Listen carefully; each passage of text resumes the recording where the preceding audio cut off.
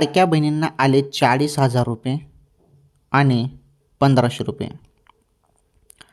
40,000 रुपये जे आहेत ते कर्ज आहे आणि 1,500 रुपये हा हप्ता आहे.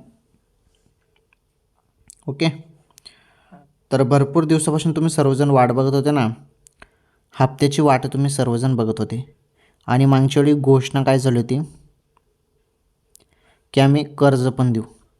त्यामुळे 40,000 रुपयेपर्यंत तुम्हाला कर्ज मिळू शकतं. आता कर्जविषयी जरी बोलायचं झालं तर ज्या काही बँका आहेत, बँकांकडून निर्णय झाल्यावरच तुम्हाला कर्ज मिळणार आहे. बँकांकडून अजून निर्णय झालेला नाही. त्यामुळे फक्त आता 40,000 रुपये तुम्हाला नंतर मिळतील जेव्हा निर्णय होईल तेव्हा. कर्ज म्हणून हप्ता जो आहे 1,500 रुपयेचा, तो हप्ता तुमच्या खात्यामध्ये जमा होईल पुढील 2-3 दिवसात.